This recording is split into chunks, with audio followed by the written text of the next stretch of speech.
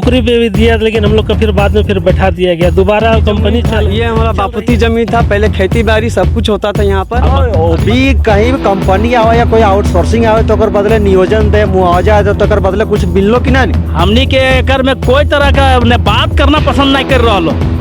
बता ऐसा स्थिति है, अब हमने की करे कहें बता।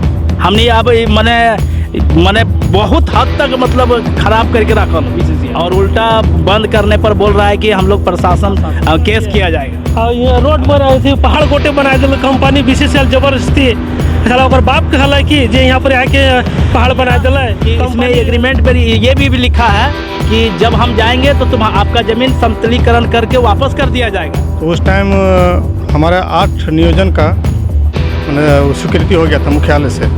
स्वीकृति होने के बाद 8 घर हमारा तोड़ा गया। तोड़ने के बाद कंपनी ना आज तक हमको नियोजन दिया, न किसी तरह का कोई मुआवजा दिया।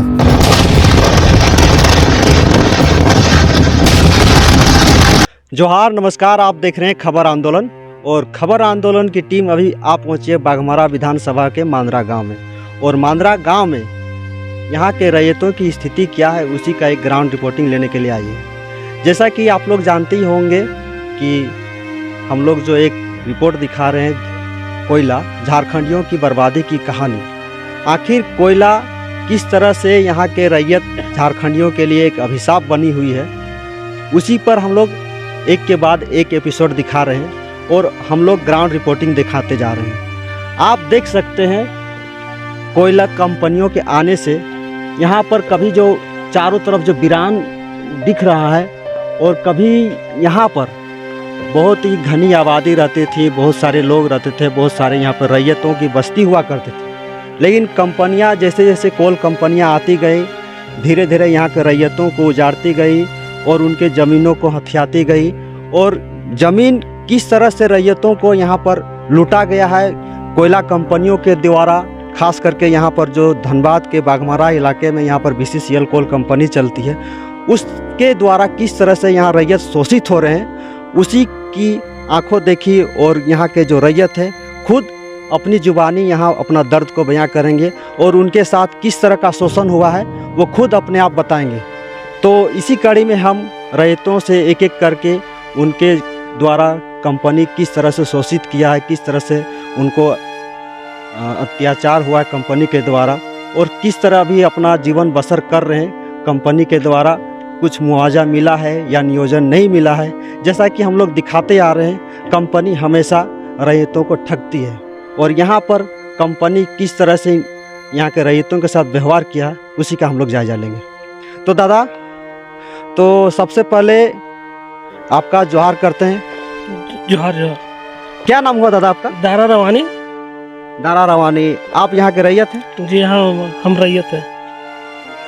तो हमेशा हम लोग देखते आ रहे हैं यहाँ पर जो कोयला कंपनियाँ होती है BCCL, खास करके धनबाद एरिया में, तो BCCL या फिर अब तो आ गई है BCCL के अंदर आउटसोर्सिंग कंपनी आ गई। तो BCCL जब थी पहले, तब भी यहाँ के रैयतों का शोषण हुआ करते थे, और अब जब उनके अंदर आउटसोर्सिंग कंपनियाँ आ गई तब और ज़्यादा शोषण बढ़ गया।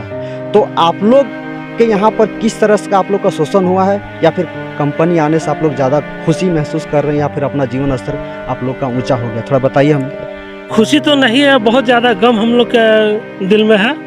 और कंपनी BCCL भी उस टाइम शोषण करते थे, और आज कंपनी आउटसोर्सिंग कंपनी चल रहा है, वो भी शोषण कर रहा है। यहाँ का रैयत बहुत दुखी है, इसलिए कि जबरन ऐसे यहाँ BCCL काम कर रही है। किसी के रैयत को ज़मीन में वो भी डंपिंग कर दिया जा रहा है, कोयला निकालने के लिए खदान बना दिया गया है। और अब आउटसोर्सिंग कंपनी है तो वो भी जबरन ऐसे कंपनी हमारे ज़मीन को क्षतिग्रस्त किया, और प्लस वो भी डंपिंग बहुत ज़बरदस्ती कर दिया। पूरा ज़मीन में 1 एकड़ 75 डिसमिल ज़मीन पर वो भी डंपिंग कर दिया कि उसका बपोती तो है नहीं, लेकिन जबरन हमारे ज़मीन में किया गया। हम लोग बहुत विरोध किया, आंदोलन भी किया, लेकिन किसी भी तरह से कोई सुनवाई नहीं हुआ। और लेकिन अक्सर हम लोग सुनते हैं, या फिर धनबाद से आप थोड़ा सा बाहर जाइए कहीं, कोई भी पूछेगा आपसे आप कहाँ से आए हैं, धनबाद से, और वहाँ के रैयत है, तो बोलेंगे कि मन में सवाल उठता है कि आप लोग तो बहुत सुखी संपन्न होंगे कि आपके घर के नज़दीक BCCL इतनी बड़ी कंपनी है, करोड़ों अरबों में आप लोग खेलते होंगे। लेकिन ज़मीनी हकीकत क्या है, आप बताइए। हकीकत तो यहाँ देखने की चीज़ है कि हम लोग कैसे आज दुखी सबको है यहाँ पर कि सब बेरोजगार है। लोग कह रहे थे, यहाँ के मुख्यमंत्री भी कहते हैं कि 75% यहाँ के लोग का नियोजन दिया जाए। 75% ये तो बात की बात है, अभी हाल फिलहाल की बात है। BCCL के आने के टाइम जो नेशनलाइजेशन जो हुआ था कोयला कंपनियों का, उस समय आप लोग को जमीन के बदले कितनी नौकरी मिली थी ये बताइए हमें। एक भी नौकरी नहीं मिला हम लोग का। जमीन आपकी कितनी ली कोयला कंपनियों ने? 1 एकड़ 75 डिसमिल जमीन में वो भी डंपिंग किया और एक भी नौकरी नहीं मिला। अच्छा, आप लोग के गांव जो ये आसपास में जो मंदरा था उसमें पहले कितने लोग निवास करते थे और अभी कितने लोग हैं? पहले करीब 150 आदमी यहाँ पर घर परिवार रहता था, 100-150 घर। लेकिन आज से बहुत आदमी ऐसे घर छोड़ छोड़ के यहाँ चला गया कि हेवी ब्लास्टिंग होता है, बगल में घर फट रहा है, दरार पड़ गया पूरा घर में, और ना नियोजन दे रही कंपनी ने कुछ। मतलब कंपनी आने से रैयत बसे नहीं बल्कि उजड़ भाग गए डर से कि कभी भी हादसा हो सकता है यहाँ पर। सबके घर में दरार पड़ा हुआ है। दादा, जैसे कि आपने बताया कि कंपनी जब आती है तो रैयत यहाँ से घर छोड़ के भाग जा रहे हैं शोषित होने के कारण। वो भाग क्यों रहे और भाग वो क्यों जाते हैं?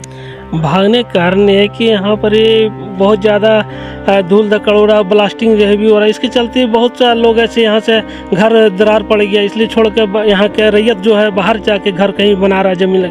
लेकिन तो उसी ज़मीन पर आके दबंग किस्म का आदमी को कंपनी ला के झुग्गी झोपड़ी बना कर रह रही है, और वो लोग दबंगी कंपनी की तरफ से कर रही है, जबकि यहाँ के लड़का को नियोजन न देकर बाहरी आदमियों को नियोजन दिया जा रहा है। और मतलब आप कहना चाह रहे कि रैयतों का जो हक, वाजिब हक जो मिलना चाहिए था वो बाहरी लोग उठा रहे हैं? बाहरी लोग पूरा उठा रहे हैं। कंपनी में पूरा रैयत का फायदा बाहरी लोग उठा रहा है, रैयत को कुछ नहीं दिया जा रहा है। अभी हमारे साथ और एक रैयत जुड़े हुए हैं। तो दादा, आपका क्या नाम हुआ? गौतम रवानी, मंदरा बस्ती से। अच्छा, जब कंपनी 2014 में आई थी तो आप लोग ग्रामीण और कंपनी के बीच में आउटसोर्सिंग कंपनी थी, उस आप लोगों के बीच में क्या कुछ कॉन्ट्रैक्ट हुआ था? तो उसमें कुछ क्या क्या खास बात थी तो बताइए। तो हम लोग के साथ यही हुआ था कि पहले तो कंपनी आई, BCCL के द्वारा मंगाया गया कंपनी मधुकौन थी, और आने के बाद वो जबरन हम लोग का ज़मीन में काम करना चाहती थी, जो कि हम लोग विरोध किए। विरोध करने के बाद वो किसी हद तक एग्रीमेंट किया हम लोग के साथ, और एग्रीमेंट करने के बाद उसमें यही लिखा गया था कि आप लोग को जब तक कंपनी रहेगी सबको नियोजन आश्रितों को दिया जाएगा, और दिया भी।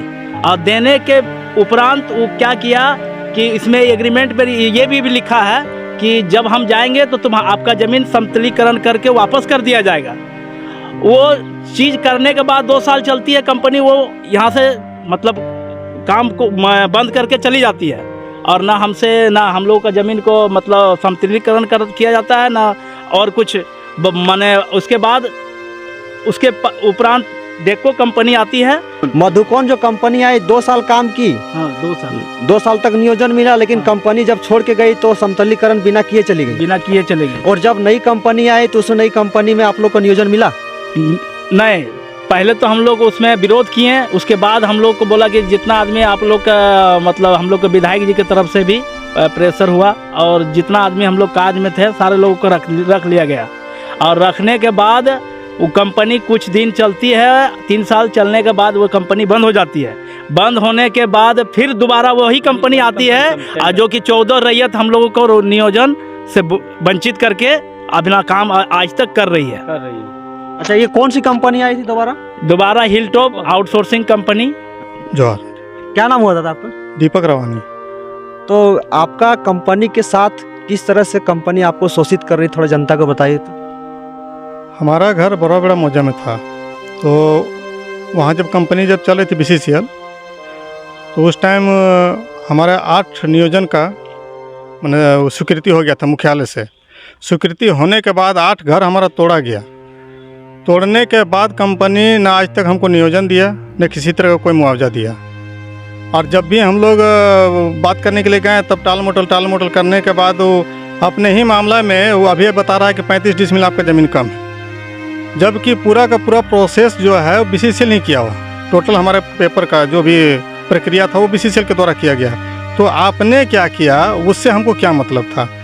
हम तो आपको पूरा पेपर, पूरा ज़मीन का खतियान दिए हुए थे। और 8 नौकरी का मामला आज क्या है कि जब हम लोग जब थक हार गए तो लास्ट में इसको उच्च न्यायालय में हम लोग इस पर केस किए हुए हैं। तो BCCL का रवैया जो है कि केस होने के बाद भी क्या हुआ कि जब वहाँ से अच्छा, ये मामला कब, किस साल का है? ये 1997 का नहीं, उस टाइम जो है कि एक पैकेज बना के हम लोग को दिया गया था। 8 घर था, 97 डिसमिल ज़मीन था उसमें। 97 डिसमिल ज़मीन पर ही 8 घर स्थित था, तो 8 नौकरी उसमें। अच्छा, उसमें 8 नौकरी जब कंपनी उसमें स्वीकृति दी थी तो फिर कंपनी पीछे क्यों हट गई? उसको नहीं देना था, वो अपना काम केवल उसको चलाना था। हम लोग को वहाँ से हटा करके और ना साइड दिया ना क्वार्टर दिया। हम लोग तो बहुत दिन तक भाड़े के घर में रहे, उसके बाद फिर अपना घर जैसे तैसे करके बनाए। मतलब जिस जगह आप लोग रह रहे थे वो कंपनी धोखे से आप लोग को बोले कि 8 नौकरी देंगे और कंपनी स्वीकृति भी दी, लेकिन आप लोग जब वहाँ से हटे वहाँ पर अपना कंपनी आउटसोर्सिंग या जो कंपनी अपना काम चालू कर दी, फिर जब आप लोग कंपनी के पास गए तो कंपनी अपने वायदे से मुकर गई, यही ना? हाँ, अभी बोल रही है कि 35 डिसमिल आपको उसमें ज़मीन कम है, ये बोल करके हम लोग को दरकिनार किया जा रहा है। और इसका जब हम लोग कोर्ट पर जब केस किए हैं तो उधर से जब मैंने कोर्ट में जब जजमेंट दिया, इनको ओरिजिनल ऑर्डर पास किया, तो ये अभी तक कोई मैंने यहाँ से उसका रिप्लाई कुछ दिया नहीं BCCL। फिर हम लोग कंटेम्प्ट दायर किए हुए हैं। अच्छा, अभी मतलब प्रोसेस अभी जारी है कोर्ट में? हाँ, हाई कोर्ट में अभी केस चल रहा है इसका। अच्छा, मतलब एक तरफ से देखा जाए तो कंपनी पे भरोसा कभी भी रैयत को नहीं करना चाहिए, जिस तरह आपके साथ घटना घटी है। नहीं, करना ही नहीं चाहिए। कंपनी जो है एक दोगले किस्म का जो है नीति अपनाती है। वो आपसे जब तक काम है वो आपके अपने पक्ष में ले करके वो अपना काम करेगी, फिर उसका जो है कि जैसे उसका काम निकला फिर आपको दूध में मक्खी की तरह जैसे निकाल करके बाहर फेंक देना है। अभी हम बात कर रहे हैं इस साल बहुत सारी BCCL की धनबाद बोकारो एरिया में बहुत सारे मेगा प्रोजेक्ट चालू होने वाले हैं और बीच बीच में रैयतों के साथ वहाँ पर बहुत सारे एग्रीमेंट भी होने वाले हैं। तो आप रैयतों को, आपकी जो घटना घटी आपके साथ, रैयतों को कुछ संदेश देना चाहेंगे? रैयतों के लिए तो ये संदेश यही रहेगा कि किसी भी तरह का झांसे में BCCL के झांसे में ना आए। एग्रीमेंट करके वो BCCL चाहती है कि हम केवल ज़मीन ले लें और अपने मैंने काम को पूरा कर लें, अपना पदोन्नति करके अपना निकल जाना है। रैयत फिर उसी तरह से ढुलमुल की स्थिति है, अपने जहाँ तहाँ अपना जीवन बसर करेंगे रैयत। एक बात हमेशा ये देखने को मिलती है, BCCL किसी भी मामले को कोर्ट तक लेके चली जाती है और कोर्ट तक ले जाने के बाद वहाँ पर एक असहाय रैयत जानते हैं कि कोर्ट में सिर्फ पैसे का खेला होता है और रैयत पैसे की कमी के कारण वो प्रोसीडिंग को आगे कार्रवाई नहीं कर पाते हैं और BCCL अपने पैसे के बलबूते अपने मनचाहे ढंग से उस कार्रवाई को हमेशा आगे बढ़ाते बढ़ाते जाती है और रैयत अंततः हार जाती है और निराश होकर अपनी ज़मीन को भी गंवा देते हैं।